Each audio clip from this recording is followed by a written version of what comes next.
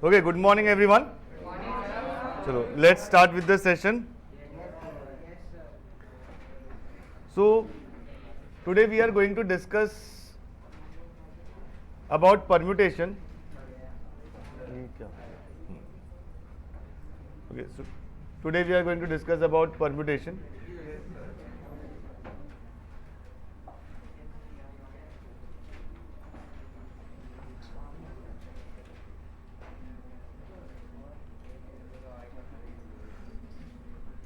So the first question that comes to our mind is, what is permutation? What is permutation? Permutation is number of ways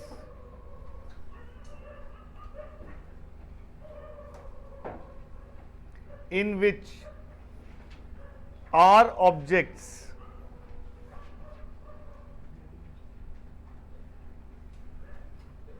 can be selected and arranged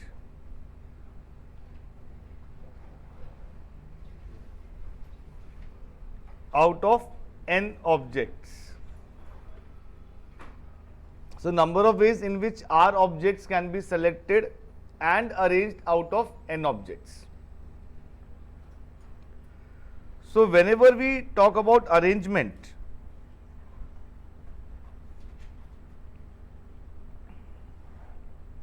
here order of elements is important.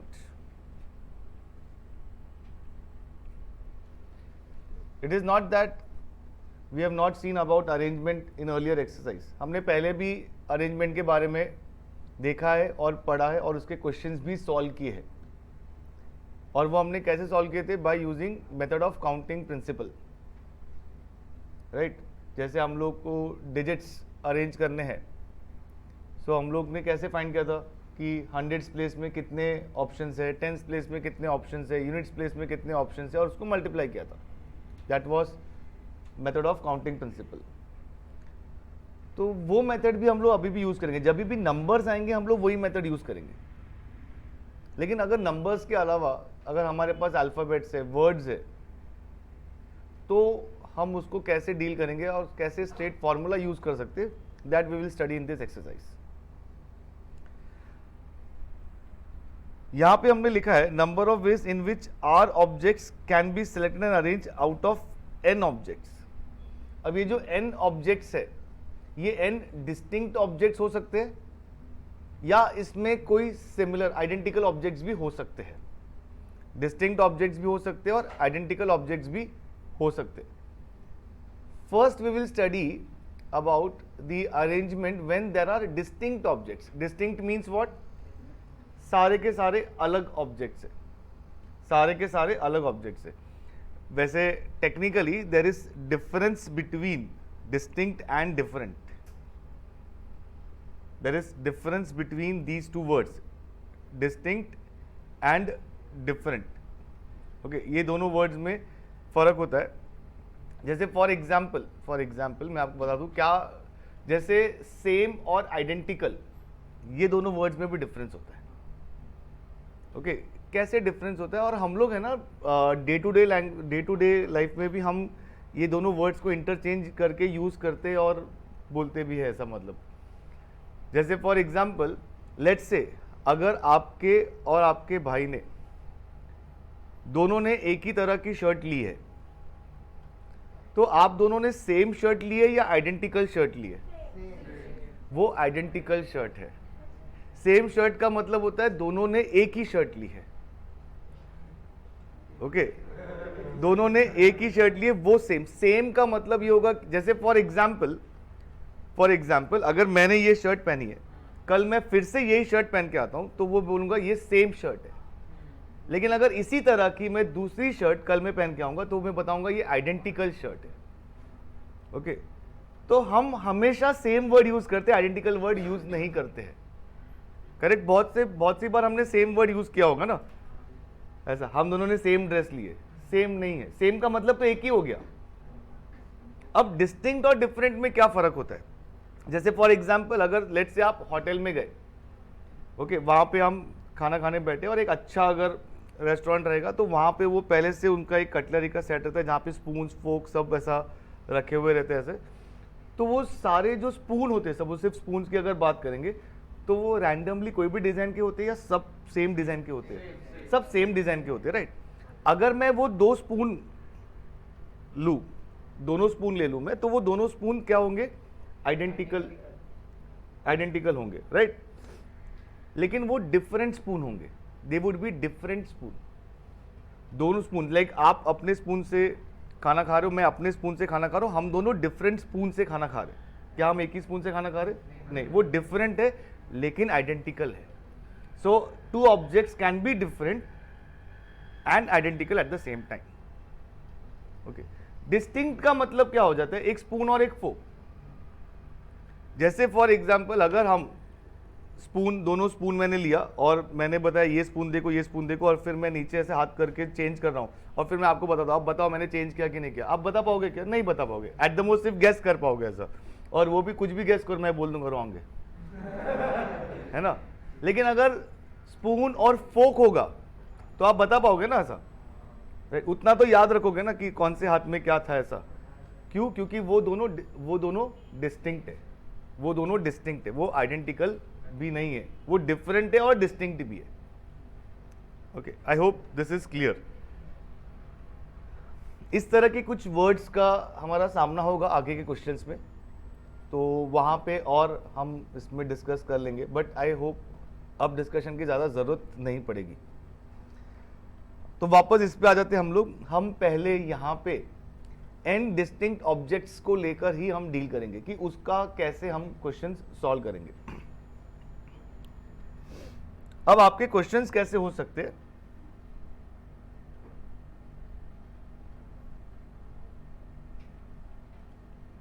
Our objects are to be arranged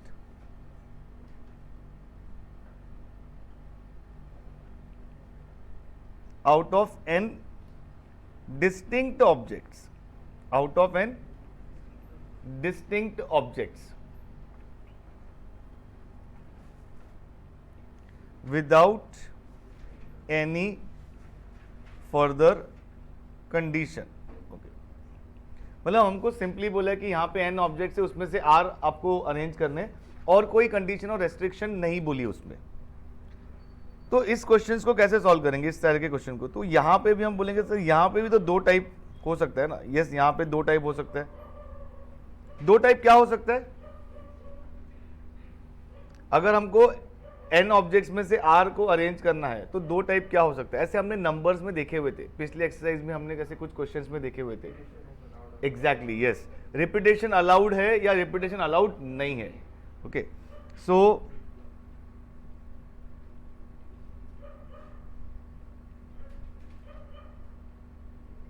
repetition is not allowed, पहले लेते हैं यहां पे,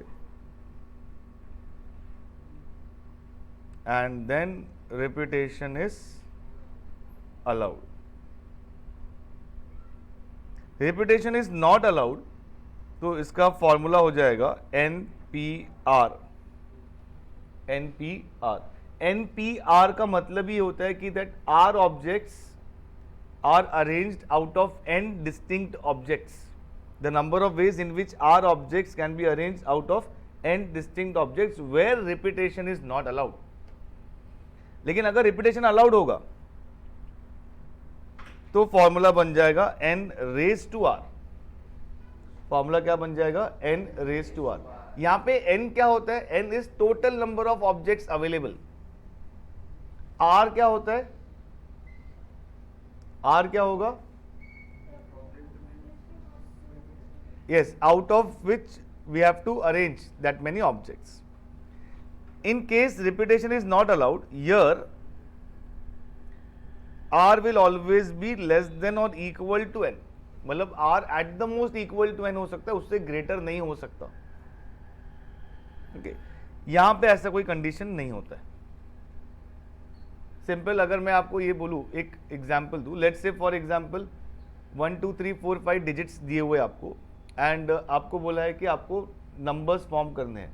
repetition not allowed है, तो क्या आप उसमें से 6 डिजिट नंबर फॉर्म कर सकते हो यूजिंग 1 2 3 4 5? रेपिटेशन नॉट अलाउड, नहीं कर सकते।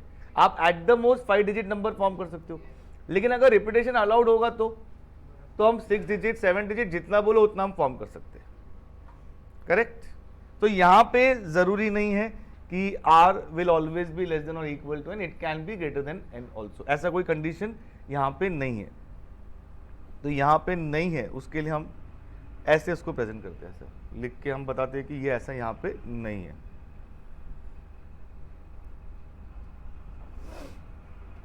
अब इसके अलावा इसमें और भी कुछ कंडीशंस होती है, लेकिन पहले हम लोग कुछ बेसिक क्वेश्चन सॉल्व करते और फिर उसमें और डिफरेंट टाइप्स पे हम लोग जाएंगे ऐसा। ओके, पहले कुछ बेसिक क्वेश्चंस देखेंगे। अच्छा, पहले ये सिर्फ पहला जो 3 है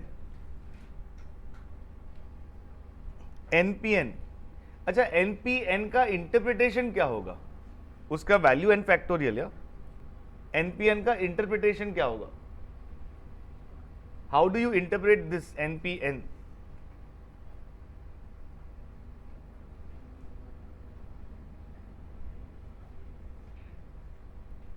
बोलो, जो आपके दिमाग में वो राइट है।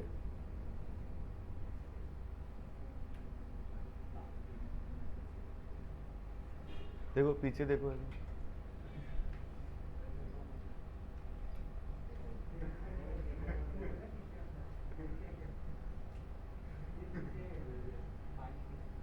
एनपीएन का मतलब होगा all N objects are arrange out of N objects. NPN का मतलब यहां पे हो जाएगा all N objects are arrange out of N object. जैसे हमने यहां पे लिखा था ना कि when R objects are to be arrange out of N distinct objects, it can be arrange in NPR ways. तो अगर N objects are arrange out of N objects तो ये एनपीएन हो जाएगा। करेक्ट। एंड एन ऑब्जेक्ट्स अगर हमको दिए और सबके सब अरेंज करने हैं तो it can be arrange in N factorial ways. So NPN is equal to N factorial. वैसे हम एनपीआर कैलकुलेट कैसे करते हैं? N factorial upon N minus R factorial, ये एनपीआर का फॉर्मूला है। N factorial upon N minus R factorial.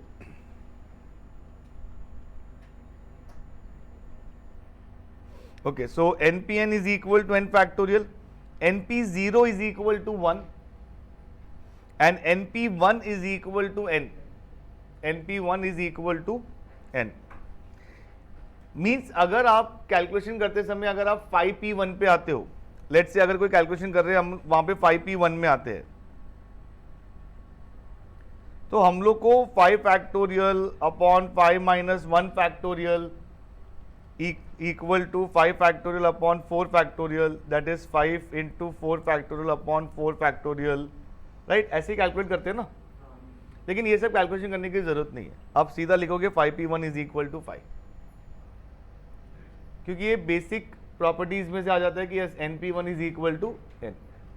तो और अगर 10p0 होगा तो उसका आंसर क्या होगा? 1। 10p0 will be equal to 1।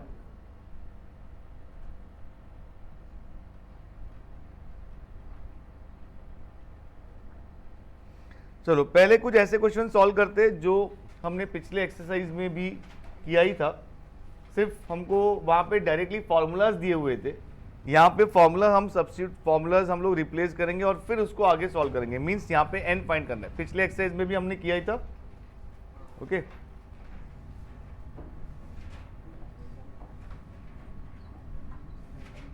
Exercise 6.3 first question, np6 is to np3 is equal to 120 is to 1। I know आप लोग ये वैसे खुद से भी सॉल्व कर सकते हो, इंडिपेंडेंटली सॉल्व कर सकते हो। चलो अब यहाँ पे हम लोग इसको कैसे सॉल्व करेंगे? यहाँ पे np6 क्या होगा? n factorial upon n minus 6 factorial. इस 2 को हम लोग डिवाइड लिख सकते, divide by n factorial upon n minus 3 factorial is equal to 120 upon 1। Okay, पहले काम करते, पहले वहां पे मल्टीप्लाई कर देते, n factorial upon n minus 6 factorial multiplied by 3 factorial upon n factorial is equal to 120। अब n और n factorial n factorial n factorial cancel हो जाएगा। अब n माइनस 3 और n माइनस 6 के फैक्टोरियल से n माइनस 3 n माइनस 6 में से कौन सा बड़ा है? n माइनस 3 बड़ा है। तो n माइनस 3 को हम एक्सपांड करेंगे, तो करते उसको expand, n minus 3 into n minus 4 into n minus 5 into n minus 6 factorial upon n minus 6 factorial is equal to 120। n minus 6 factorial n minus 6 factorial भी कैंसिल हो गया। अब लेफ्ट हैंड साइड में 3 term है, 3 consecutive terms के product है। 120 को भी वैसे ही एक्सप्रेस करना है, तो 120 क्या होगा? 4 5 6 नहीं बोलो, नहीं नहीं नहीं, 4 5 6 करेक्ट है, फिर भी करेक्ट नहीं है। 654 ओके, वही ऑर्डर में हम बोलेंगे 654। क्यों? क्योंकि लेफ्ट हैंड साइड में जो हमारा ऑर्डर है वो डिसेंडिंग ऑर्डर में जा रहा है, तो राइट हैंड साइड में भी हम डिसेंडिंग ऑर्डर में ही लिखेंगे। ओके, इसका लॉजिक पता है ना क्यों ऐसा करेंगे हम लोग? हाँ, यस, चलो गुड। क्या लॉजिक है इसका? मतलब मैं ऐसे ही पढ़ के आया हूं 654, क्योंकि जब हम कंपेयर करेंगे तो n माइनस 3 को हम 6 से रिलेट करेंगे। जब हम कंपेयर करेंगे तो हम बोलेंगे n minus 3 is equal to 6, नहीं तो फिर वो इक्वल में वो n माइनस 3 4 के बराबर दिखेगा वो, तो वहां पे हमारा गड़बड़ हो जाएगा। So n minus 3 into n minus 4 into n minus 5 is equal to 6 into 5 into 4।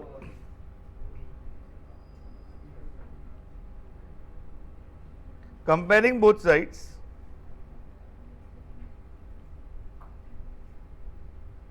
we get n minus 3 is equal to 6. Yes, n is equal to 6 plus 3, that is 9. चलो अब ये लिख लो।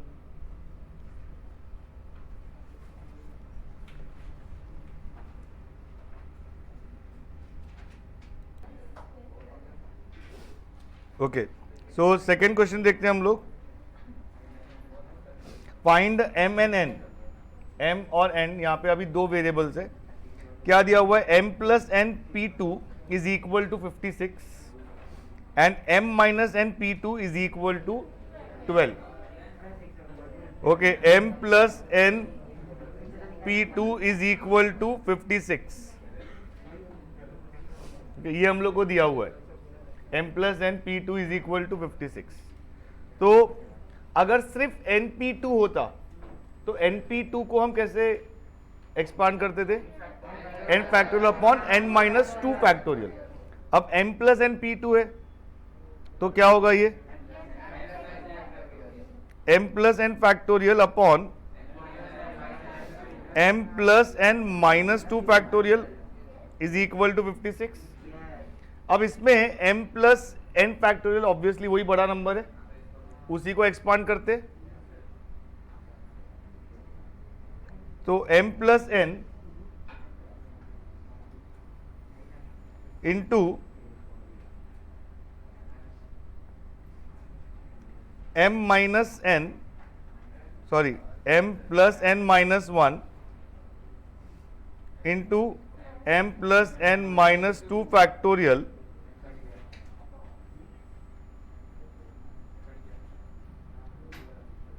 Upon m plus n minus 2 factorial is equal to 56। तो ये cancel हो जाएगा।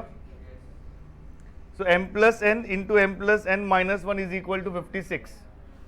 यहां पे ध्यान दो, m plus n minus one भी कॉन्जिक्यूटिव नंबर है, तो 56 को भी दो टर्म में स्प्लिट करते, 8 और 7, 8 into 7, so m plus n into m plus n minus one is equal to 8 into 7.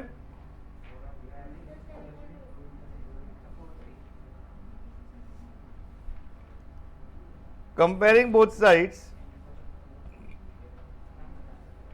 we get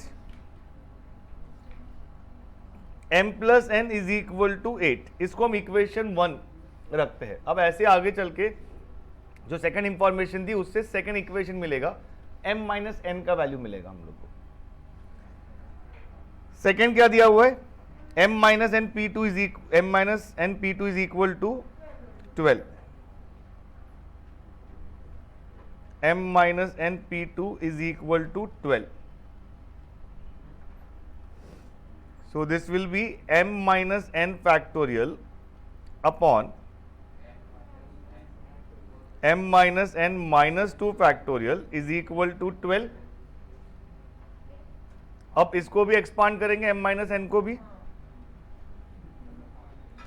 m minus n into m minus n minus 1 into m minus n minus 2 factorial upon m minus n minus 2 factorial is equal to 12. ये cancel हो जाएगा. m minus n into m minus n minus 1 is equal to 4 into 3. Both sides we get m minus n is equal to 4. इसको हम equation 2 बना लेते हैं.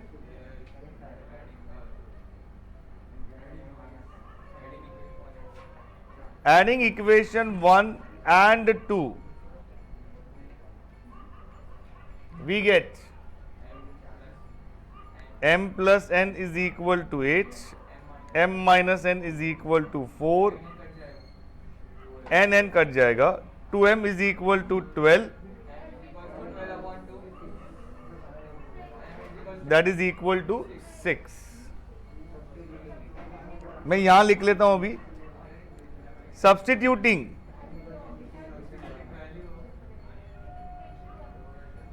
m equal to 6 in equation 1, we get 6 plus n is equal to 8, n is equal to 8 minus 6, n is equal to 2.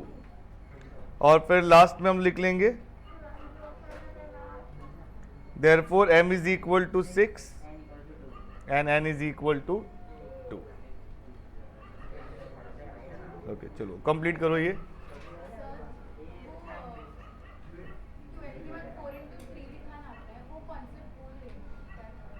हाँ बताता हूँ मैं. अब यहाँ पे 56 का 8 इंटू 7 समझा? नहीं समझा तो वहां से स्टार्ट करते पहले, है ना. अब यहाँ पे देखो, ये जो 56 है, यहाँ पे हमने इसको 8 इंटू 7 क्यों किया है. सबसे पहले यहाँ पे देखो m plus N into M plus N minus 1, ये एक टर्म है, नंबर है. m प्लस एन एक नंबर है, m प्लस एन माइनस 1, जो भी m प्लस एन होगा उससे एक नंबर छोटा होगा, तो a number multiplied by its smaller number is equal to 56. तो यहाँ पे 56 को आपको दो पार्ट्स में डिवाइड करना है, उसको प्रोडक्ट ऑफ टू नंबर्स करना है, product of two consecutive numbers करना है, क्योंकि m प्लस एन और m प्लस एन माइनस 1 भी कॉन्जिक्यूटिव नंबर्स है. तो 56 को अगर मेरे को दो कॉन्जिक्यूटिव नंबर्स में प्रोडक्ट में स्प्लिट करना है तो कैसे होगा, 8 इंटू 7 ही होगा. Like 56 can be written as 56 into 1 दो टर्म में, 28 इंटू 2, 14 इंटू 4. ओके, तो ऐसे अलग अलग हम लोग वेज में, या फिर 8 इंटू 7, ये चार पॉसिबिलिटीज है हमारे पास लिखने के लिए. लेकिन इसमें से सिर्फ 8 और 7 ही कॉन्जिक्यूटिव है, तो इसीलिए हमने इसको यहाँ पे 8 इंटू 7 लिखा है. सिमिलरली 12 के लिए भी वही कॉन्जिक्यूटिव नंबर्स है यहाँ पे, m माइनस एन और m माइनस एन माइनस 1. सो 12 को अगर स्प्लिट करना है मुझे कॉन्सेक्यूटिव नंबर्स में, तो वो क्या होगा, 4 into 3 होगा। अब ये हमको कैसे समझेगा कि सर 56 मतलब सीधा 8 into 7 ही आएगा, ऐसे कैसे समझेगा? तो या तो आप 56 को फैक्टराइज करो और उसके जो फैक्टर्स है, जैसे फॉर एग्जांपल अगर हम 56 को फैक्टराइज करते हैं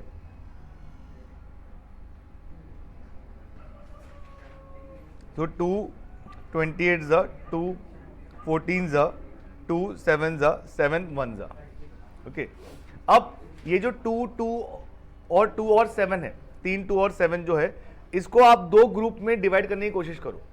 कैसे डिवाइड कर सकते हैं? जैसे सपोज 7 को आप अगर एक 2 के साथ लेके जाओगे तो 14 हो जाएगा और ये 2 2 4 हो जाएगा, तो ये तो बहुत गैप ज्यादा हो जाएगा, तो 7 को हम वो पार्टनर नहीं देते, तो 7 अकेला रहेगा। 2 into 2 into 2 कितना होगा, 8 होगा, तो यहाँ पे हमको 8 मिल गया, यहाँ 7 मिल गया, कॉन्सेक्यूटिव नंबर्स मिल गए। ये वन वे है। दूसरा एक तरीका है, जो आपके मन में फेवरेट नंबर आता है आप ले लो, उसका एक छोटा नंबर है, मल्टीप्लाई करो। सपोज आपके मन में आया 10, 10 into 9 कितना होता है, 90 होता है। ये 56 से ज्यादा है, तो अभी ऑब्वियसली 10 और 9 नहीं होंगे, इससे छोटे वाले नंबर्स होंगे। आप एक एक ट्राई करते जाओ, अभी आप 9 into 8 लो, 8 into 7 लो, फिर आप 56 पे आ जाओगे।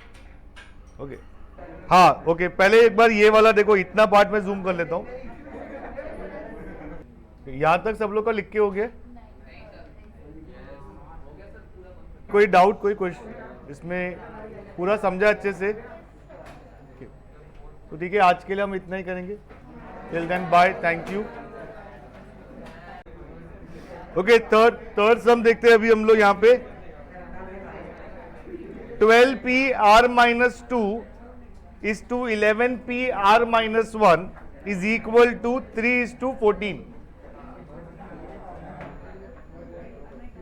तो मुझे बताओ सम क्या है? 12p r minus 2 is to 11p r minus 1 equal to 3 is to 14. So this will be 12 factorial upon, yes, 12 minus r minus 2 factorial है। यहां पे ब्रैकेट प्रॉपरली यूज करना, ब्रैकेट यूज करना, नहीं तो हमारा साइन में मिस्टेक हो जाएगा। Okay, 12 minus r minus 2 factorial, direct plus लिख सकते हैं हम लोग, लेकिन वो मैंने देखा है पेपर चेक करते समय, वो डायरेक्ट के चक्कर में मिस्टेक होता है, तो इसके लिए लिखो। लेकिन ऐसा जरूरी नहीं है, ये स्टेप जरूरी नहीं, आप अवॉइड कर सकते हो, आप डायरेक्टली प्लस लिख सकते हो। ओके,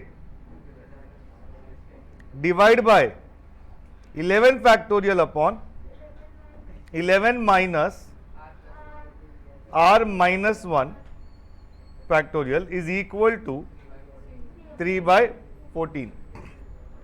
अब हम वो मल्टीप्लाई और रेसिप्रोकल और वो जो ब्रैकेट ओपनिंग दोनों साथ में करेंगे हम लोग। 12 factorial upon 12 minus r plus 2 factorial multiplied bye, अब ये जो डिनोमिनेटर है वो न्यूमरेटर में चला जाएगा, 11 minus r plus 1 factorial upon 11 factorial is equal to 3 upon 14। 12 factorial और 11 फैक्टोरियल तो ठीक है, 12 फैक्टोरियल को हम लोग 12 into 11 फैक्टोरियल कर लेंगे, उसको एक्सपांड कर लेंगे। पहले एक काम करते, पहले नहीं एक और स्टेप लिखते हम लोग ऐसा। ओके, मैं जैसे लर्न करके आओ वैसे ही लिखेंगे हम लोग। Okay, upon 11 factorial is equal to 3 upon 14। 12 minus r plus 2 मतलब 12 प्लस 2 हमने कर लिया, 14 कर लिया, और यहाँ पे 11 प्लस 1 12 कर लिया यहाँ पे हम लोग ने। अब 12 फैक्टोरियल 11 फैक्टोरियल, तो हम लोग यहाँ पे 12 को 12 into 11 फैक्टोरियल कर लेंगे। 14 माइनस r और 12 माइनस r में कौन सा बड़ा नंबर है?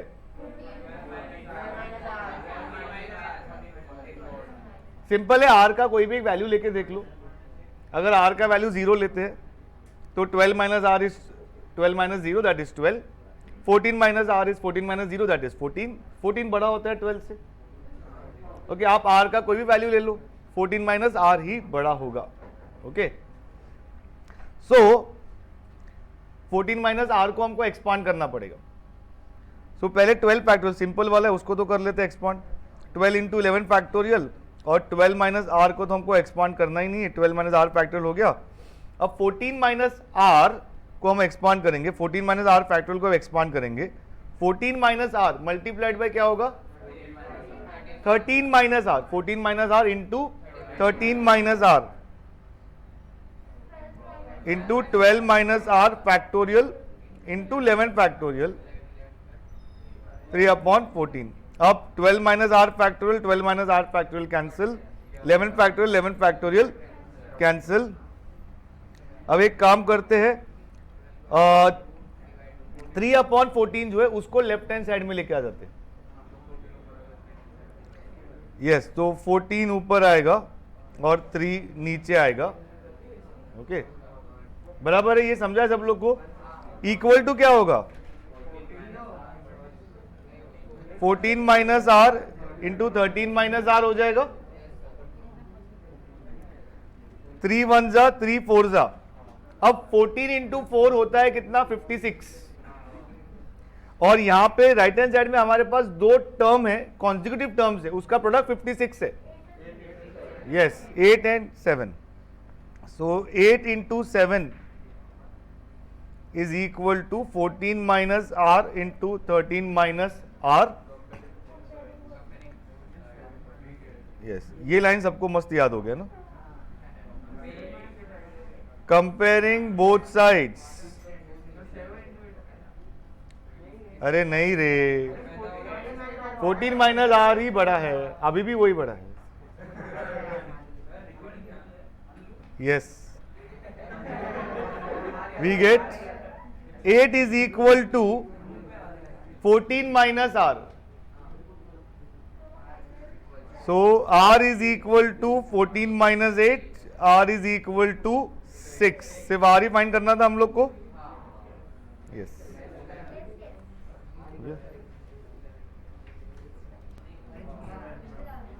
ओके, नेक्स्ट सम पे आ जाते हैं हम लोग। Show that n plus 1 into npr is equal to n minus r plus 1 into n plus 1 pr। Sir exam में आएगा तो लिखने का शो दैट, क्या क्वेश्चन पेपर में है देख लो, तो टेक्स्ट बुक में देख लो, लिखा हुआ है ना सर, पूरा शो दैट देखो इधर। अब यहां पे हम लोग को ये left hand side right hand side हम लोग को इक्वल प्रूव करना होगा, तो चलो देखते कैसे प्रूव करेंगे इसको हम लोग।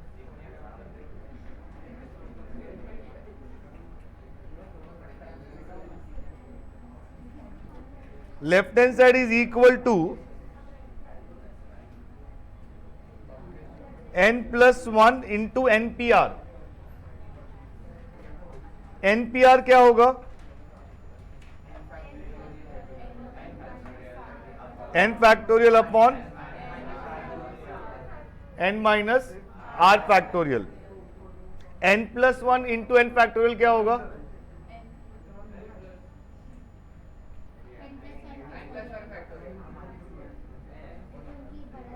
n plus 1 factorial into n minus R factorial.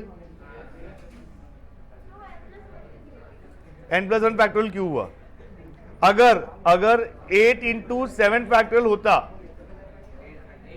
तो क्या होता 8 फैक्टोरियल होता। तो यहां पे अगर कोई एक फैक्टोरियल नंबर एक फैक्टोरियल के साथ है मल्टीप्लाइड बाय उसका एक बड़ा नंबर होगा, तो वो जो बड़ा नंबर है उसका फैक्टोरियल बन जाएगा। तो ऑलरेडी हमारे पास n फैक्टोरियल है, तो मल्टीप्लाई बाय n प्लस 1 कर रहे हैं, तो that will result into n plus 1 factorial. क्या ये सबको समझा है? एक काम करते इसको अभी के लिए यहां रखते, I think right hand side भी यहां तक हम लोग इक्वेट कर लेंगे उसको। Okay, right hand side RHS is equal to n minus r plus 1 n minus r plus 1 into n plus 1 p r बराबर है। So this will be n minus R plus one into N plus one factorial upon n plus one minus R factorial. अब मैंने यहां पे कोई bracket bracket use नहीं किया है क्योंकि जहां पे माइनस करना है वो एक सिंगल टर्म ही है। ओके, तो यहां पे साइन में मिस्टेक नहीं होगा। यहां पे साइन में मिस्टेक करने के लिए हमको लेजेंड होना चाहिए, अदरवाइज मिस्टेक नहीं होगा ऐसा। ओके, अच्छा अभी आप न्यूमरेटर में देखो एक टर्म है n minus R plus one, denominator में जो टर्म है वो है n plus one minus R. तो n plus one minus R को हम n minus R plus one लिख सकते हैं। ठीक है, चलो एक स्टेप लिखते हैं, पहले एक स्टेप लिखते हैं उसको। अरे चलेगा क्या, लिखना पड़ेगा। n minus R plus one factorial. अब n minus R plus one factorial को अगर हम एक्सपांड करते हैं,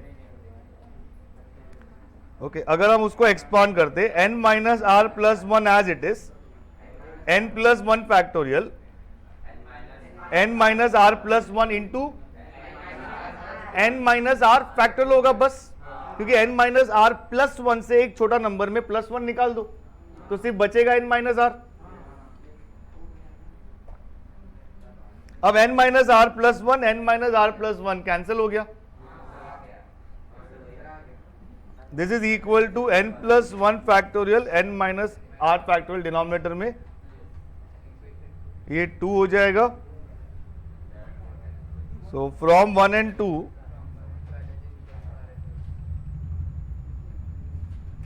we get LHS is equal to RHS, hence proved। आप यहां पे hence proved लिख सकते हो या फिर वापस वो जो क्वेश्चन ही है वो लिख सकते हो। therefore n plus one into N P R is equal to n minus R plus one into N plus one P R. Okay, हाँ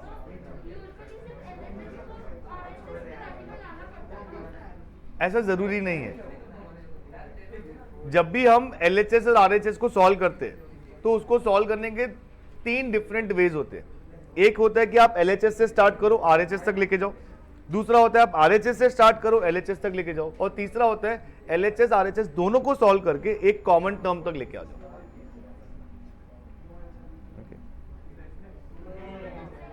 कैसे पता चलेगा? अब जैसे यहां पे मेरे पास जैसे ये टर्म आया n plus one factorial upon n minus R factorial, अब इस टर्म के आने के बाद मुझे इसमें और कोई सिंप्लीफिकेशन करने का स्टेप नहीं दिख रहा था, तो मुझे लगा कि इसको हम यहीं रखते हैं।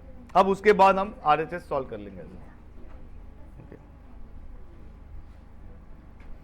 और प्रैक्टिस करेंगे तो वैसे भी आपको आइडिया आ जाता है कि कैसे सॉल्व करेंगे। ओके, चलो स्टार्ट करते हैं हम लोग फिर से हमारा नेक्स्ट सम। अभी कौन सा? अभी नेक्स्ट सम 5th वन।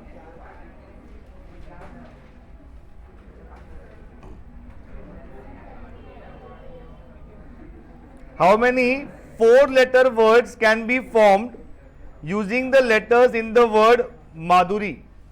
मतलब हम जो वर्ड है माधुरी उसमें जो लेटर्स है उसमें से हम लोग को 4-letter वर्ड्स फॉर्म करना है, उसमें से हम लोग को 4-letter वर्ड्स फॉर्म करना है। तो माधुरी ये जो वर्ड है उसमें टोटल नंबर ऑफ लेटर्स कितने हैं? 7 है, और उसमें से 4 लेटर्स के वर्ड खाली फॉर्म करने। तो यहां पे हम लोग को मिल गया n इज इक्वल टू 7 और r इज इक्वल टू 4। अगर रिपीटेशन अलाउड होगा तो हमारा फॉर्मूला क्या था? n raise to r। Repetition allowed नहीं होगा तो NPR। ओके, अब ये हम लोग n raise to r NPR formula से कर रहे, बट इसको पहले भी हम काउंटिंग प्रिंसिपल से इस क्वेश्चन को, इसी तरह के क्वेश्चन को हम सॉल्व कर चुके हैं। हम एक बार पहले फॉर्मूला से देखते और बाद में जो हमने काउंटिंग प्रिंसिपल से किया तो वो भी एक बार यहाँ पे अप्लाई करके देखेंगे। ओके, सो नहीं, अपने ऊपर है। यस,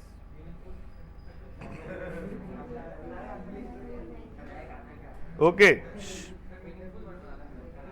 नहीं, मीनिंगफुल वर्ड बनाना है इंग्लिश। सोचो क्या होगा फिर। है ना।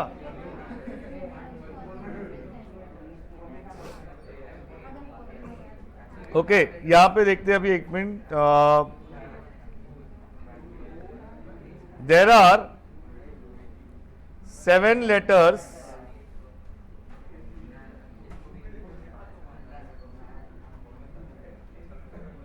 in the word Madhuri. There are 7 letters in the word Madhuri. Therefore n is equal to 7 ले लेते हैं यहाँ पे हम लोग।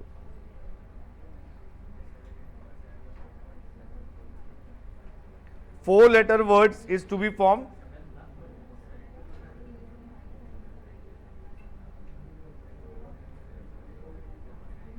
Therefore R is equal to 4. First case क्या है यहाँ पे? Letters can be repeated.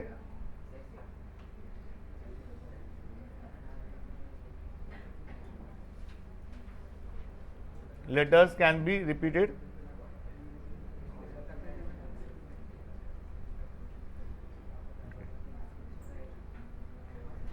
Therefore number of arrangement will be equal to n raised to r, that is equal to 7 raised to 4, that is equal to 2401.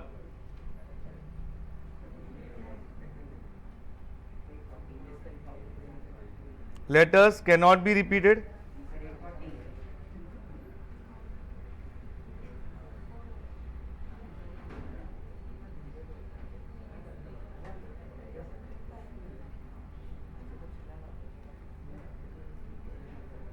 Therefore number of arrangement is equal to NPR, that is equal to 7P4, that is equal to 7 factorial upon 7 minus 4 factorial, that is equal to 7 factorial upon 3 factorial, 7 into 6 into 5 into 4 into 3 factorial upon 3 factorial. 5 4s are 20, 42, 84, 840. Yes. Okay अच्छा आप लिख भी रहे हो तो 2 minute सिर्फ यहाँ पे ध्यान दो। अगर हम लोग इसको काउंटिंग प्रिंसिपल से यूज करते तो यहाँ पे हम क्या बोलते थे, हम लोग को 4 लेटर वर्ड्स बनाने हैं। फर्स्ट जो यहाँ पे लेटर है हमारे पास 7 ऑप्शंस है, रिपीटेशन अलाउड है तो फिर से 7 ऑप्शंस है, फिर से 7, फिर से 7, 7 इंटू 7 इंटू 7 इंटू 4 टाइम्स है, मतलब 7 रेज़ टू 4 ही हो गया। अगर रिपीटेशन अलाउड नहीं होता तो पहले 7, बाद में 6, 5 और 4, तो यही आंसर आता था।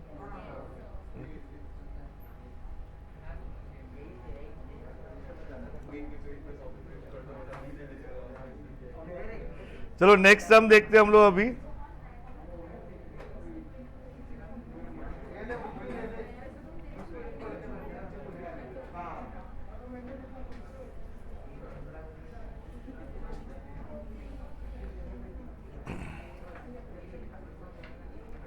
Okay question number 6, question number 6, determine the number of arrangements of the letters of the word algorithm if vowels are always together। यहां पे क्या बोला है? vowels always together।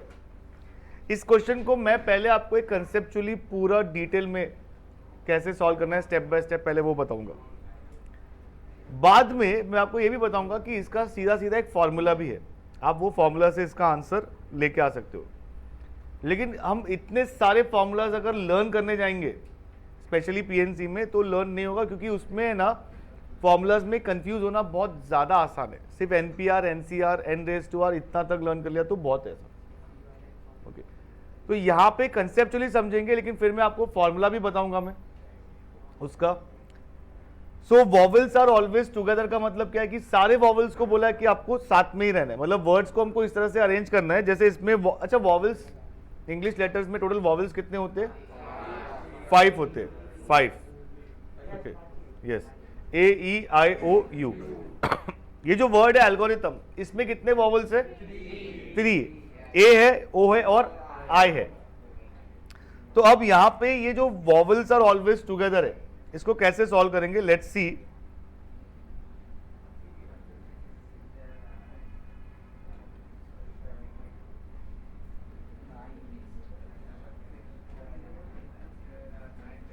There are 9 letters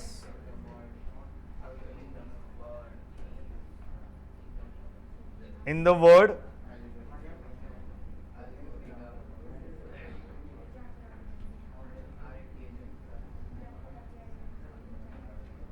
algorithm.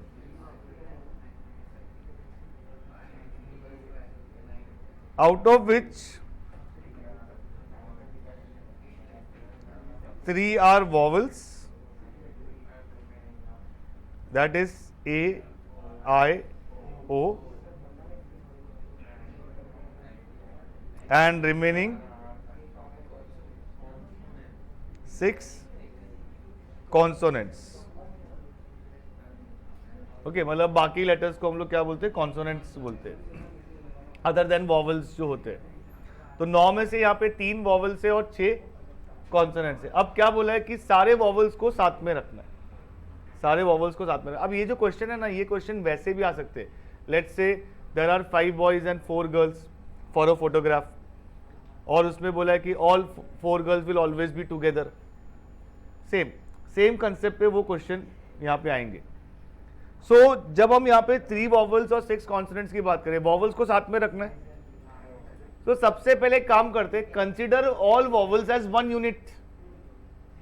Consider all vowels as 1 unit. अच्छा, अगर मैं आपको ये बोलता कि ये एल्गोरिथम, ये जो लेटर्स है, इसमें कोई भी कंडीशन नहीं रखते, इसको सीधा सीधा आपको बोलते थे कि इसमें कितने हम अरेंजमेंट कर सकते हैं या फिर कितने वर्ड्स फॉर्म हो सकते हैं। तो एल्गोरिथम वर्ड्स के लेटर्स से आप टोटल कितने वर्ड्स फॉर्म कर सकते हो विदाउट एनी कंडीशन?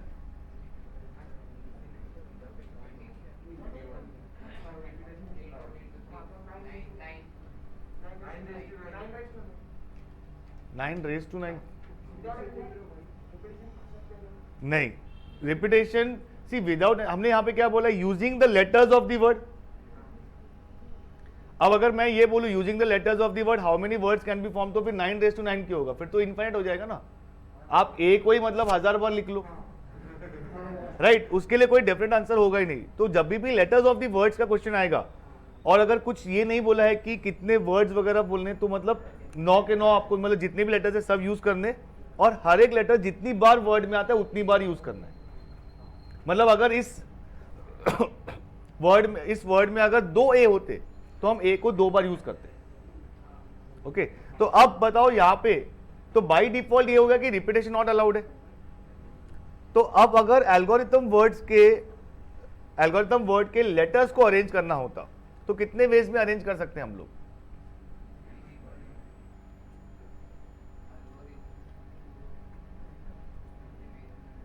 हाँ, 9 इंटू 9 रेज टू 9। क्यों 9 raise to 9?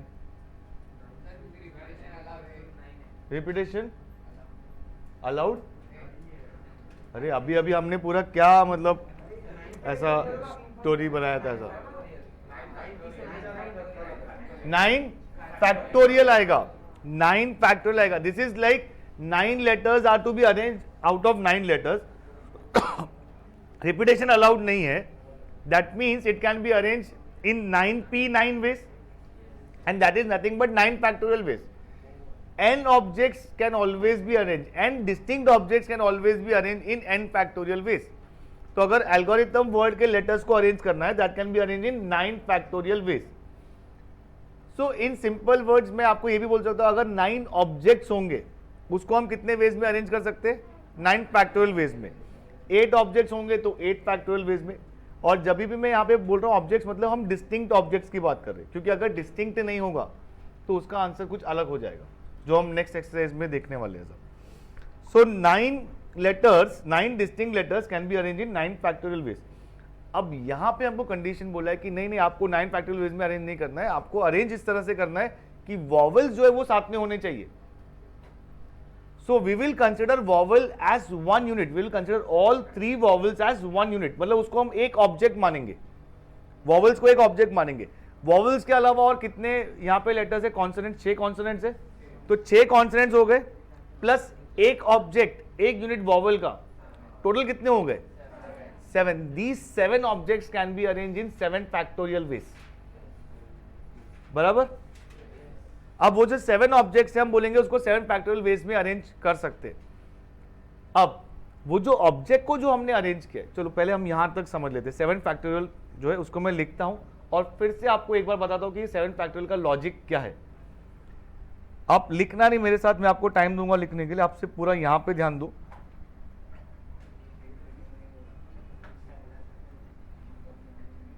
vowels are always together.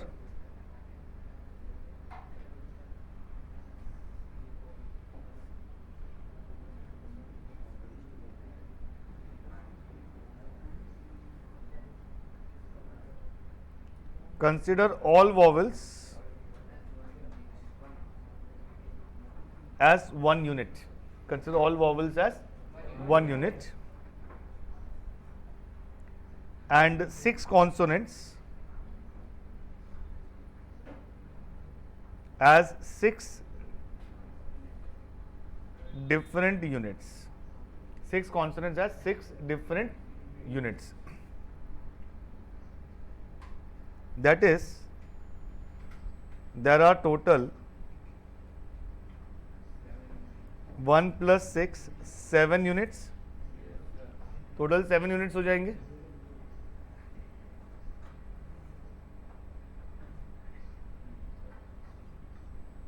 Seven distinct units can be arranged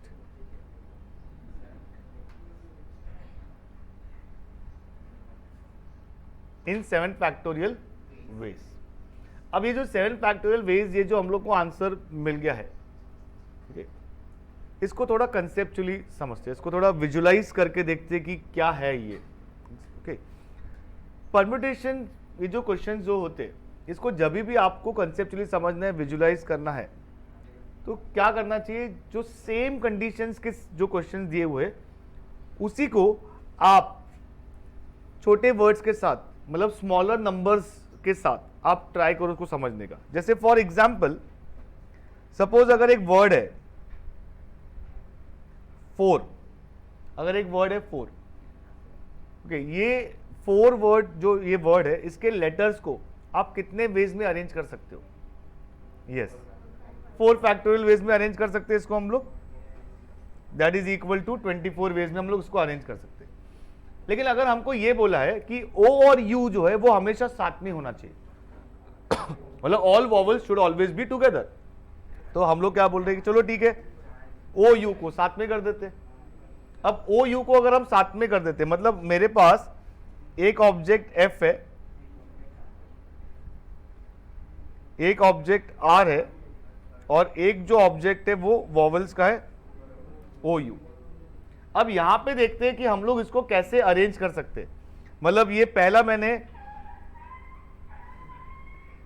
यहां पे एफ लिखा है, आर लिखा है, ओ यू लिखा है, मतलब मेरे पास 3 ही प्लेस होंगे अरेंज करने के लिए, क्योंकि ओ यू तो हमेशा साथ में रहेंगे. मैं इसको ऐसे भी लिख सकता हूं, एफ ओ यू और फिर आर. मैं इसको इस तरह से भी लिख सकता हूं, R F O U, R O U and F, और फिर बाद में हम लोग ओ यू से स्टार्ट करते,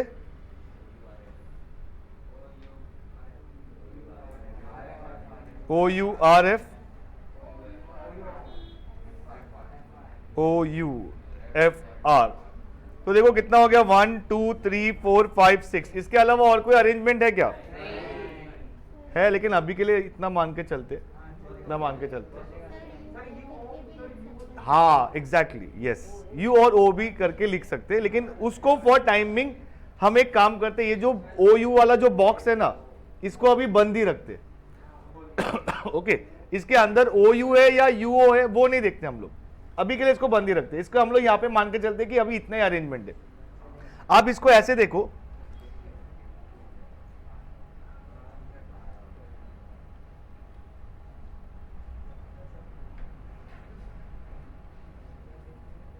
मतलब इसके अंदर क्या हमको नहीं मालूम, हमको मालूम है कि एक बॉक्स है, तो एक बॉक्स है, एक एफ है, एक आर है, उसको हम इतने वेज में अरेंज कर सकते हैं।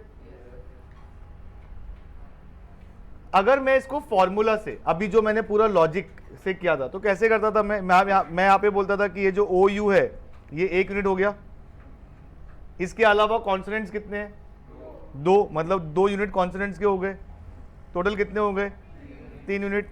ये कितने वेज में अरेंज हो सकते हैं, 3 फैक्टोरियल, 3 फैक्टोरियल कितना होता है 6, तो ये 6 आंसर मिल गया।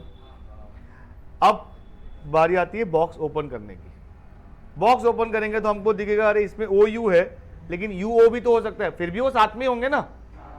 तो अभी हर एक अरेंजमेंट ओ यू के साथ जो था वो यू ओ के साथ होगा, तो इंटू 2 करेंगे। अब ये टेक्निकली इंटू 2 नहीं है, ये टेक्निकली इंटू 2 फैक्टोरियल है। 2 फैक्टोरियल होता 2 ही है, लेकिन 2 फैक्टोरियल कैसे आया, because O U can be arranged in 2 factorial ways. O U can be arrange in 2 factorial ways. तो अब इसके आगे हम क्वेश्चन को अभी कंप्लीट करेंगे। हम यहां पे लिखेंगे अभी ऑल्सो 3 vowels within themselves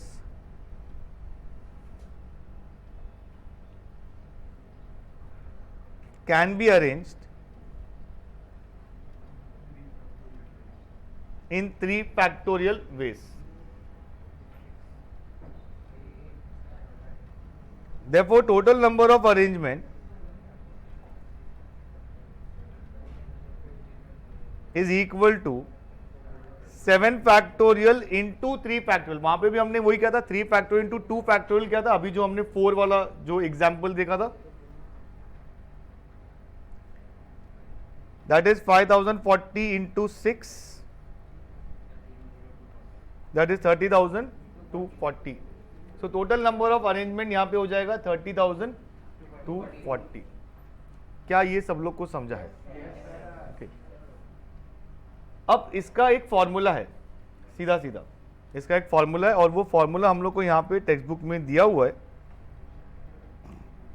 वो फॉर्मूला है, देखो, the number of permutations of n distinct objects taken all at a time, taken all at a time when m specified objects always come together।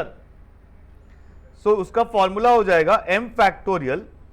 अब जो हमारा जो क्वेश्चन जो था उसमें टोटल नंबर ऑफ लेटर्स कितने थे 9, और कितने ऑब्जेक्ट्स को साथ में आना था हमेशा 3। तो क्वेश्चन क्या हो जाएगा, देखो 3 factorial into 9 minus 3 plus 1 factorial. 9 minus 3 is 6, 6 plus 1 is 7, तो ये वही आ गया 3 फैक्टोरियल इंटू 7 फैक्टोरियल। हाँ ये इजी है, लेकिन फॉर्मूला मालूम होना चाहिए ना, है ना। ओके, अब इसका और एक प्रॉब्लम बताता हूं मैं। ये जो सेकंड जो दिया हुआ है ना, ये फॉर्मूला ही गलत है। ओके, तो ठीक है, अब यहां पे पहले हम लोग आ जाते, pay attention here. Vowels always together, ये सबको समझा है, इसमें कोई क्वेश्चन कोई डाउट है? अब नेक्स्ट वाला पार्ट भी सॉल्व करते पहले। No 2 vowels are together. अब क्या बोला है, कोई भी वॉवल साथ में नहीं होने चाहिए, कोई भी 2 वॉवल साथ में नहीं होने चाहिए।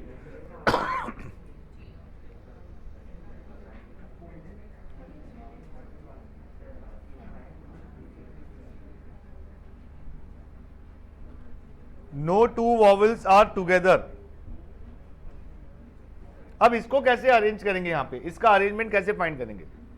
कोई भी वॉवल्स को साथ में नहीं रखना है, तो पहले तो ये बताओ कि टोटल नंबर ऑफ कॉन्सोनेंट्स कितने हैं?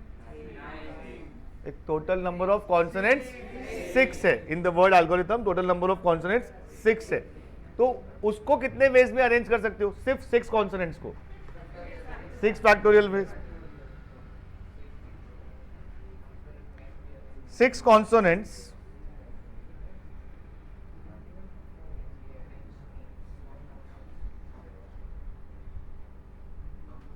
Can be arranged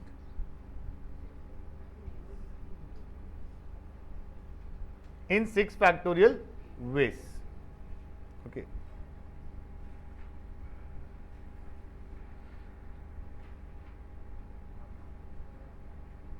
Which can be shown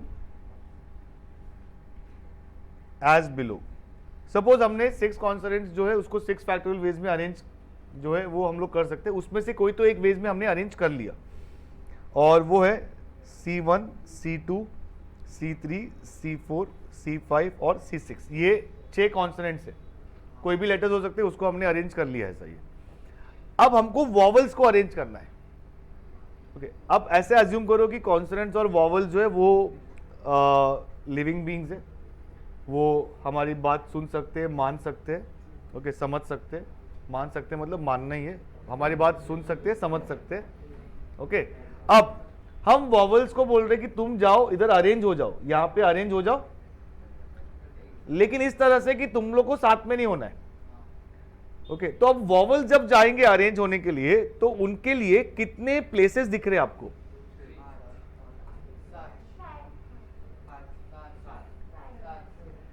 यहां पे टोटल हमारे पास 7 प्लेसेस है.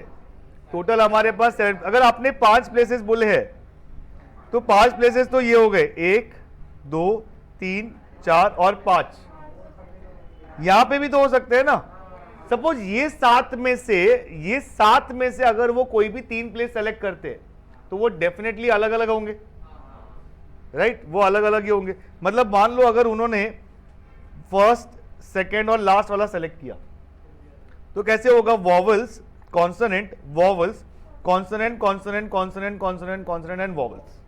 कॉन्सोनेंट साथ में हो सकते हैं क्योंकि उनके ऊपर कोई कंडीशन नहीं, कोई रेस्ट्रिक्शन नहीं है. तो टोटल 7 स्पेसेस है हमारे पास, टोटल 7 प्लेसेस है.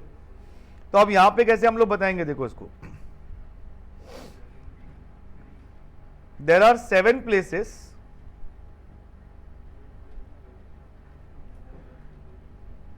For 3 vowels to be arranged.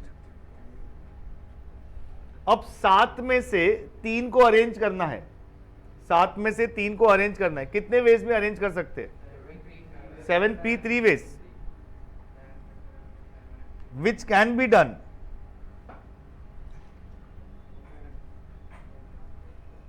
in 7p 3 ways, which can be done in 7p 3 ways.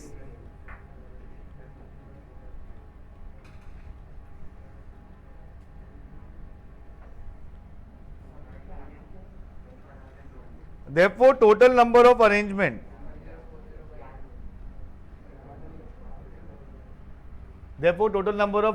will be equal to 6 factorial into 7p 4 नहीं रहे 3. So 6 factorial into 7 factorial upon 7 minus 3 factorial. 6 factorial into 7 factorial upon 4 factorial. 6 factorial, हाँ चलो लिखते हैं बस. 6 into 5 into 4 factorial into 5040 upon 4 factorial. अब 5040 into 30 मतलब 504 into 3 15 12 और 2 0 आ जाएगा. So 1,51,200. इसका कैलकुलेशन हो जाएगा 1 लाख, बराबर है 1,51,200.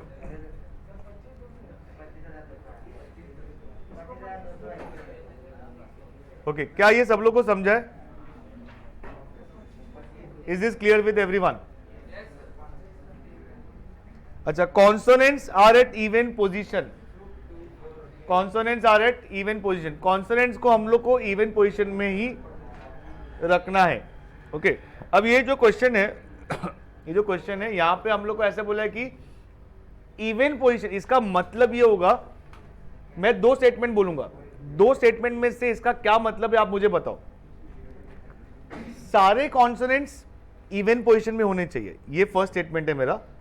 और सेकंड स्टेटमेंट है कि इवन पोजीशन में सिर्फ कॉन्सोनेंट्स ही होने चाहिए. सेकेंड रहेगा यहां पे, क्योंकि फर्स्ट वाला पॉसिबल ही नहीं है, फर्स्ट वाला पॉसिबल ही नहीं है। आपका 9 लेटर्स है, उसमें 1 2 3 4 5 6 7 8 9 पोजीशन होगी, तो 2 4 6 और 8 ये इवन पोजीशन है, 4 इवन पोजीशन है, कॉन्सोनेंट तो 6 है, राइट। तो सारे कॉन्सोनेंट्स इवन पोजीशन में नहीं हो सकते, 2 कॉन्सोनेंट्स कम से कम ऑड पोजीशन में होंगे। लेकिन ये हो सकता है कि यस इवन पोजीशन में सिर्फ कॉन्सोनेंट्स ही हो।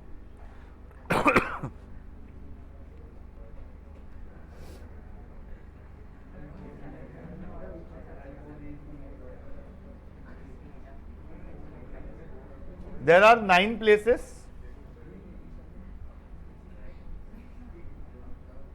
out of which 4 are even position, that is second, fourth, sixth and 8th, ये even position है।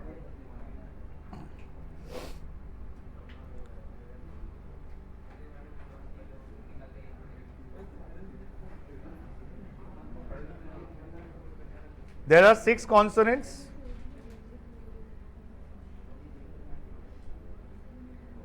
In second position, या फिर हम ऐसे बोल सकते हैं second position can be filled.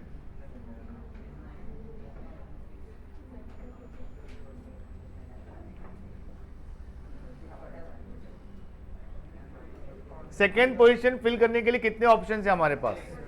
6 options है, in 6 veg.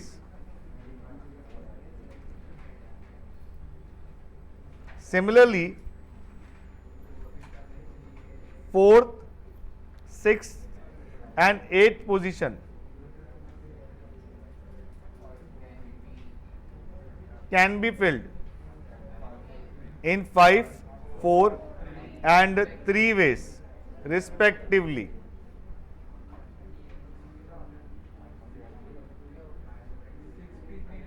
Therefore even positions या 4 even positions can be occupied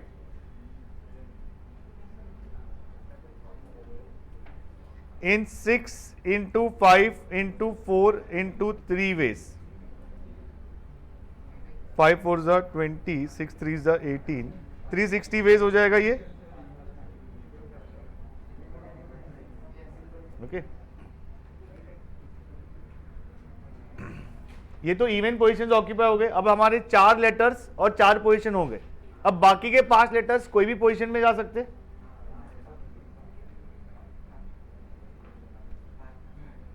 balance 5 letters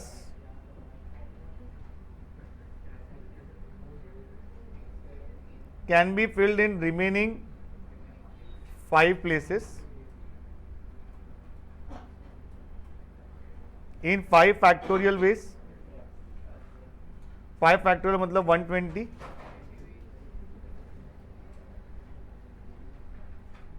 Therefore total number of arrangement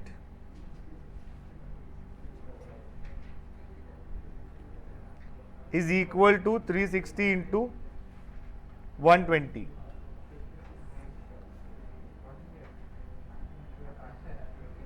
कितना होता है? 43,200 होता है। 43,200।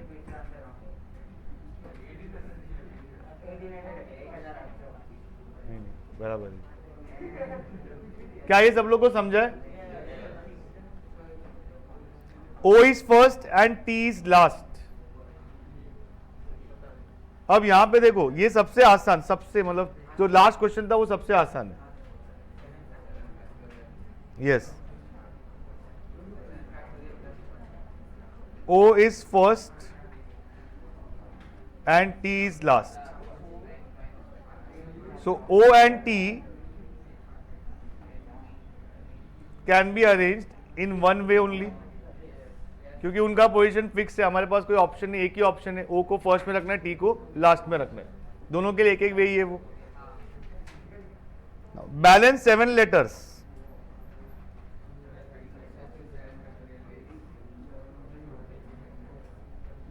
can be arranged in remaining 7 places